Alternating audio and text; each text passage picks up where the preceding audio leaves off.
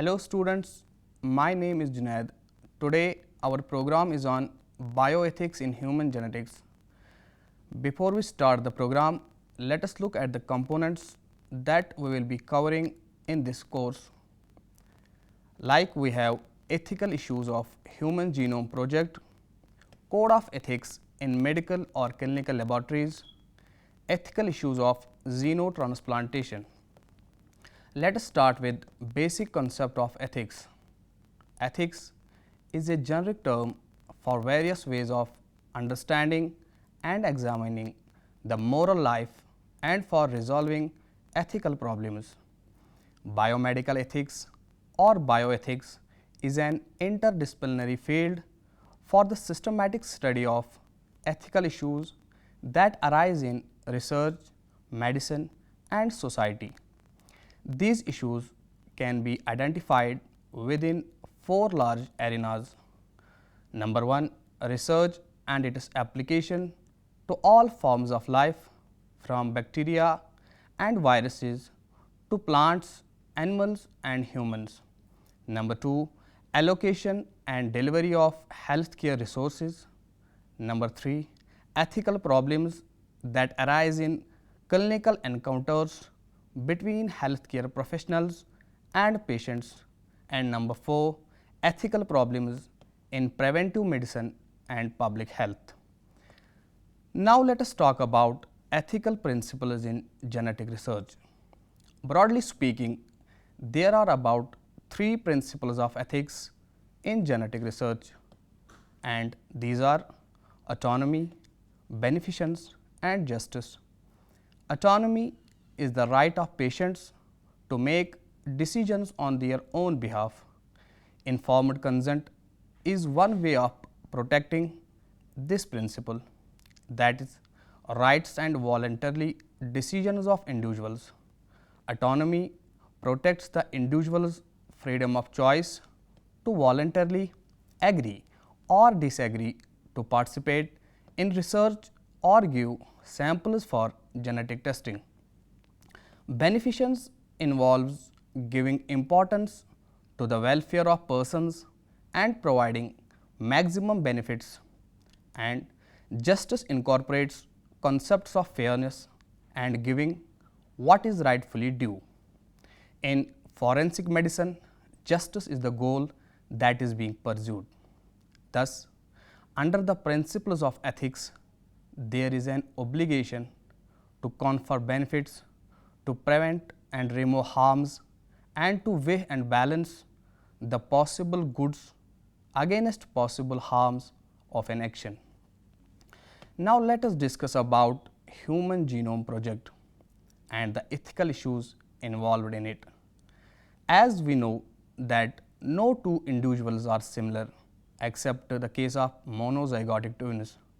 The differences among individuals are because of their genetic makeup. Differences in genetic makeup are due to differences in nucleotide sequences of their DNAs. It was always an ambition of scientists to map human genome. Therefore, in 1990, US Department of Energy and National Institute of Health embarked and coordinated on the project of sequencing human genome called as Human Genome Project. Wellcome Trust of UK joined the project as a major partner. Later on, Japan, France, Germany, China and some other countries also joined it. The major aims and objectives of Human Genome Project were: number 1, to sequence the whole genome with 3 billion base pairs. Number 2, to create a physical map of human genome. Number 3, to understand the function of different genes that are present in human genome. And number 4, to identify all the disease causing genes.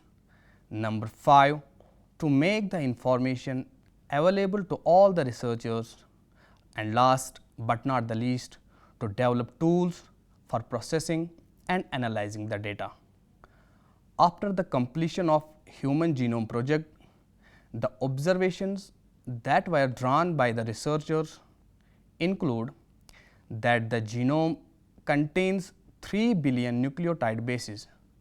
The average gene consists of 3000 bases, but sizes vary greatly, with the largest known human gene being dystrophin at 2.4 million bases. The total number of genes is estimated at 30,000, much lower than previous estimates of 80,000 to 1,40,000 genes. Almost 99% nucleotide bases are exactly the same in all people. The functions are unknown for over 50% of the discovered genes. Less than 2% of the genome codes for proteins. Repeated sequences make up very large portion of the human genome. The ethical and social issues associated with the Human Genome Project sparked a great deal of concern from the general public to researchers working within the project itself. These concerns lead to the formation of Ethical, Legal and Social Implications Committee of the Human Genome Project. The Ethical, Legal and Social Implications Committee has looked at many interrelated issues associated with the Human Genome Project. And first concern was raised regarding gene therapy. Gene therapy involves locating a defective allele in an individual and replacing it with the correct allele.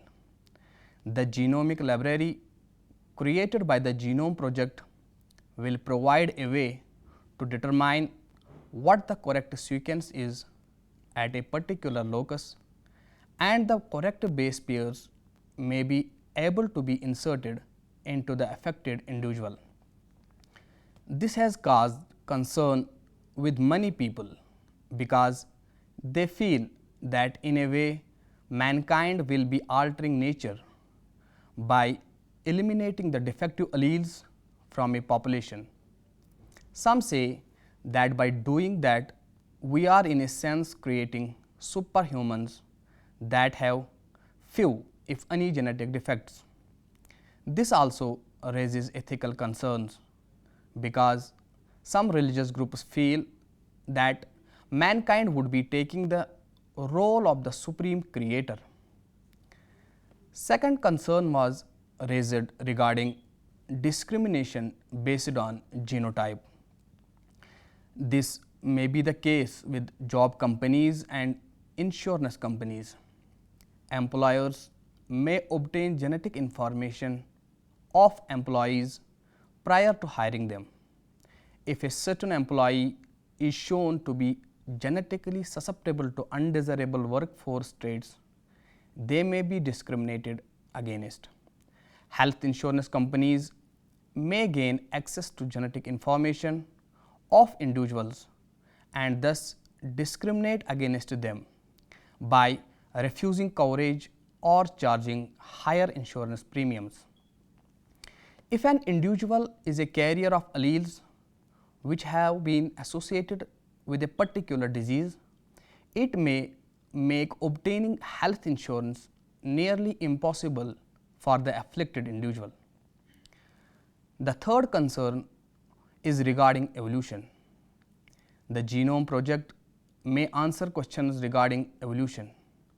By comparing human DNA with primate DNA, it may be possible to piece together the evolution puzzle. The possibility of unraveling the evolution puzzle has caused great controversy among religious groups around the world. If it is proven scientifically that evolution did in fact occur in humans, it would shake the groundwork from which many religions are based on. This would have serious implications on the beliefs that have held true for centuries. Many feel that this is an area that should be left alone and not explored. due to the sensitivity of the potential findings. Monetary return and ownership is also one of the major ethical issues of Human Genome Project. It has been asked many times that who will receive the monetary benefits of this research, if anyone. This has been a major debate ever since the formation of Human Genome Project, because the majority of the research is being funded by federal funds. The American society seems to feel that since they have funded the research through their tax dollars, they should receive this information free of charge. There have been numerous private companies that have begun sequencing the genome in hope that they will be able to receive a great deal of financial gain from it. Thus, the question remains, who owns the genetic information generated by the project? Justice is also the major ethical issue of Human Genome Project. There is a fear that it might widen the gap between rich and poor.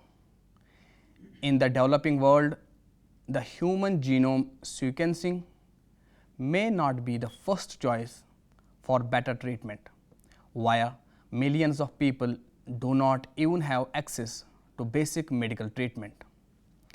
Now we are going to discuss about code of ethics in medical laboratories. As already discussed, ethics is a set of principles of right conduct, and what actually is meant by ethical conduct is that do not get involved in activities that would diminish confidence in laboratory competence, impartiality, judgment, or operational integrity. Code of ethics in laboratories involves maintaining strict confidentiality of patient information and test results, safeguard the dignity and privacy of patients, be accountable for the quality and integrity of clinical laboratory services, perform duties in an accurate, precise, timely and responsible manner, safeguard patient information as confidential within the limits of law, and prudently use laboratory resources. Now the question arises, what does confidentiality actually mean? Most people consider health information to be highly personal and therefore need to be confident that their privacy will be protected whenever they use a health service. Clear and open communication between the health service provider and health consumer is integral to good privacy. The organizations, especially International Federation of Clinical Chemistry, American Association of Clinical Chemistry, and International Organization for Standardization, have defined ethical recommendations for clinical laboratories. They are, in general, outlined the responsibilities of laboratory professionals towards their profession, the patient, and the society. Now, responsibility of laboratory professionals to the patient. Clinical laboratory professionals are accountable for the quality and integrity of laboratory services they provide. This obligation includes maintaining individual competence in judgment and performance and striving to safeguard the patient from incompetent or illegal practice by others. Clinical laboratory professionals maintain strict confidentiality of patient information and test results. They safeguard the dignity and privacy of patients and provide accurate information to other healthcare professionals about the services they provide. Now, what is the duty of laboratory professionals to society? As practitioners of an autonomous profession, medical laboratory professionals have the responsibility to contribute from their sphere of professional competence to the general well-being of society. Medical laboratory professionals serve as patient advocates. They apply their expertise to improve patient healthcare outcomes by eliminating barriers to access to laboratory services and promoting equitable distribution of healthcare resources. Duty of laboratory professionals towards their own profession. Medical laboratory professionals uphold the dignity and respect of the profession and maintain a reputation of honesty, integrity, competence and reliability. Medical laboratory professionals establish cooperative, honest and respectful working relationships within the clinical laboratory and with all members of the healthcare team. Keeping in view the responsibilities the medical laboratory professional should pledge to uphold the duty to patients, the society and to profession by placing patients' welfare above their own needs and desires, ensuring that each patient receives care that is safe, effective, efficient, timely, equitable and patient-centered, maintaining the dignity and respect for the profession, ensuring collegial relationships within the clinical laboratory and with other patient care providers, improving access to laboratory services and promoting equitable distribution of healthcare resources. Now, the question arises how ethics can be applied in laboratory testing. Ethics in laboratory testing can be applied by following standard operating procedures as written, ensuring quality outputs, wait the time before recording and reporting test results, keeping supplies and kits in safekeeping, handle human tissue organs, tissues, cells and cellular components used in research with consent and human dignity, and do not falsify the results. The remaining part of our topic is about xenotransplantation and the ethical issues associated with it. Xenotransplantation, also known as heterologous transplant, is the transplantation of living cells, tissues or organs from one species to another. Xenotransplantation is not a new concept. It was first mentioned in 1667 in the context of the xenotransfusion of blood from lambs to humans. Clinical use of animal organs has also been documented, such as the transplantation of a rabbit kidney to human in 1905.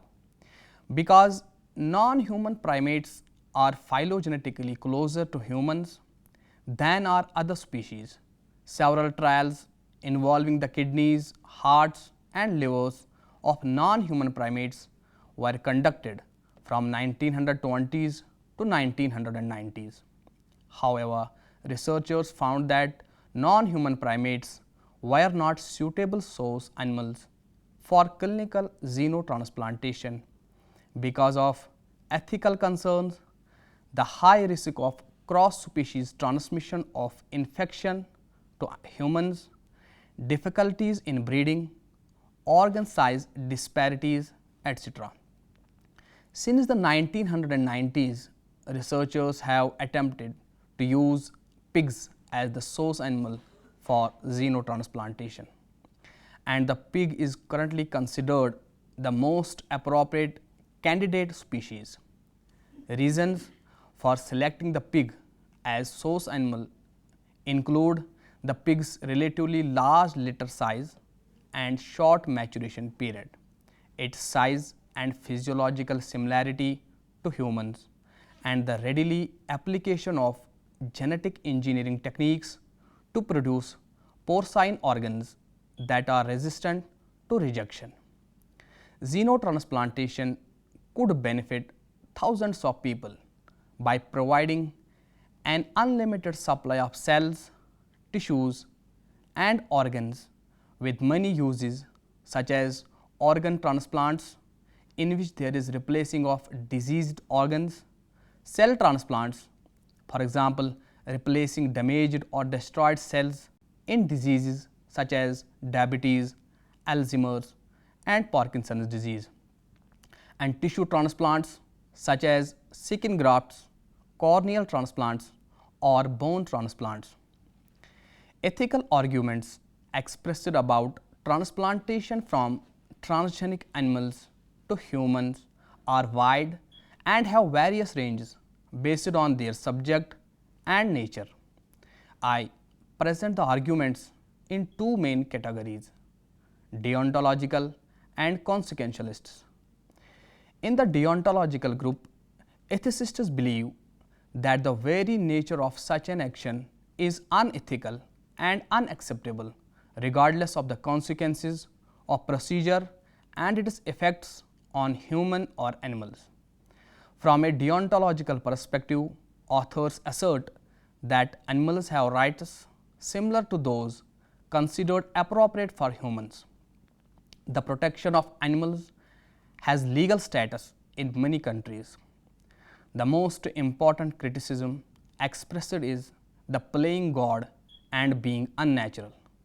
The critics believe that mankind has become so revolutionary and rebellious, trying to take the place of God.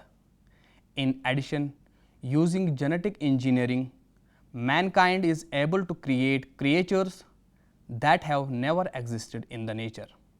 Therefore, he is passing from being a creation to being a creator more than ever. In the second group, the consequentialists believe that the transplant process is regarded as unacceptable because the contradictory outcomes occur for both humans and animals. Consequentialists may view the suffering and death of an animal as acceptable for the betterment of a human patient, as they would judge the morality of an action primarily by its end results. They would argue that potential benefits and improvements in human welfare arising from xenotransplantation may justify the loss of animal life. However, this will never satisfy the animal rights lobby, especially as during the time minimizing the risk of acquired infections, the animals have to forego greater suffering in the form of isolation, monitoring, and investigations. Furthermore, genetic modification can have both immediate and long-term negative effects on animals. In an individual dimension, effects are considered for a person receiving the animal organ. One of the most important issues is the lack of certainty and proper scientific evidence regarding transfer of viruses and diseases from animals to the recipient. As a result of living with animals or using animal products, mankind has been infected with some animal diseases like cow madness disease or chicken influenza. It has been proved that microorganisms are living in the body of a creature without any bad effects, which we called as natural microflora. Microflora of species can be harmful and even lethal for the other species. In order to increase the success of transplantation, the organ receiver should take great amounts of immunosuppressive drugs before and after the procedure to prevent organ rejection. But immunosuppressive drugs will also intensify the possibility of infectious diseases. This may change the immune response to the viruses, which may have no effect on an immune competent person. Moreover, Regarding infections, they have to live in a completely quarantined place and isolated from others. This situation is obviously against the most basic and essential human right, that is freedom and establishment of a relationship with the others. Some critics believe that xenotransplant technology is just another way for biotech companies to make money. There is a perception that these companies are not concerned with the welfare of the animals or the well-being of mankind because of a disregard for the long-term ramifications of the procedure. It is not known what can happen in future if humans with animal organs begin to reproduce or if there are other long-term consequences. The range of possible side effects of this process is not just limited to the recipient, and it also has an impact on the relatives and the society. About recipients' relatives, there is possibility of transmission of virus or disease causing factors, especially to the spouse or the sexual partner. Consequently, they should also be informed about the process of transplant and its side effects. In the case of some infectious diseases occur and spread in the society, especially in epidemics, many people will be involved. Therefore, some critics consider transgenic animal organ transplant to humans against the healthcare policy, which aims to keep majority of society members healthy. In this way, the benefits of the recipient patient conflict with the society. Furthermore, if transgenic animals organ transplantation into humans is accepted, body organs will be considered like properties for selling and purchasing. Along with this, altruistic donation will gradually disappear from the realm of values. The conclusion of the whole discussion is that bioethics and genetics stretch beyond national borders in several ways. Multi-center research projects are increasingly common and require a coordinated system of ethical review. Tissue samples and genetic data frequently traverse national boundaries. Inequalities of health are considered a global injustice. The human genome has been designated the heritage of humanity and so should be of benefit to all. As such issues are inherently global, they cannot be dealt with effectively at national level alone. Dear students, this was all about bioethics in human genetics. Thank you.